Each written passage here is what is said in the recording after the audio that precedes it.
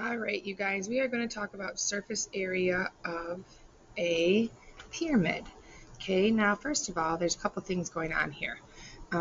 We are going to do some square pyramids, then we're going to do some other kinds. But first, we're going to start off with square pyramids. So we know our base is going to be a square.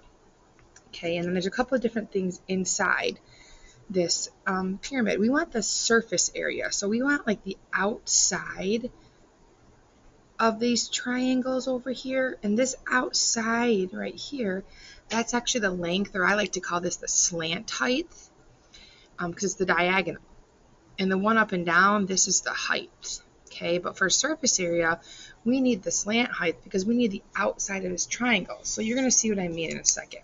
So I want you to set up another T-chart here. We have the square, that's our base. And then because it's a square, we know we have four triangles. It's a pyramid, so we know it's going to go to a triangle. So we know our square is base times height, and it's 10 meters, so it's 10 times 10, which is 100, which is pretty easy. Now we know our triangle is base times height divided by 2. Okay, for these situations, for surface area, we need this diagonal height because we're measuring like wrapping paper. We need to know how much it is going to the point, which is a slant, which we usually never need that slant height, but we do for this one. So let's try to think about our base.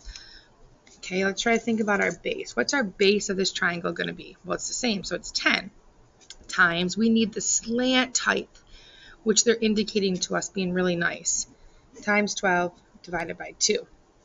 Well, that's 60, but I have four triangles, so it's 60 times 4, which is 240. But don't forget, we have to add this 100 over here.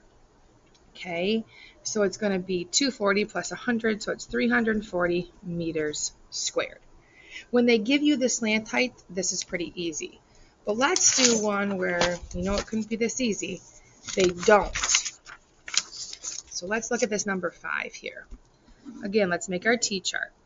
We have a square, and we have four triangles. Our square is 12 by 12. Okay. Our triangle, we have the base, which we know is 12, times, they're not giving me the slant height. They're giving me this inside height, which in this case we don't want. We need to know this area. So this is x. So how are we going to find that? Well, if you look, this is a right triangle. So as you suspect, it's Pythagorean theorem. And we're finding the hypotenuse. So we don't know the hypotenuse. All right, we know one of our legs is 10 squared, but what's this? Because this is a squared plus b squared. What is this length? It's not 12. 12 is all the way across. This length would have to be 6 because it's half of it. So it's 6 squared plus 10 squared equals x squared. So we have 36 plus 100 equals x squared.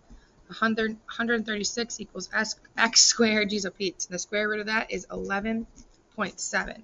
So I found my slant height to be 11.7.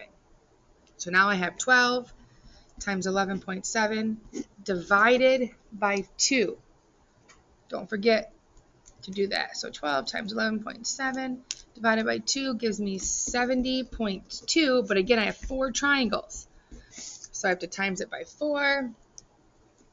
280.8. But then I still have this 144 over here. So I'm going to add 144 and I get 424.8 inches squared. So you're always going to set it up with the square if the square is the base. We'll get into a little bit more tougher ones when it's not a base later. Hope that helps.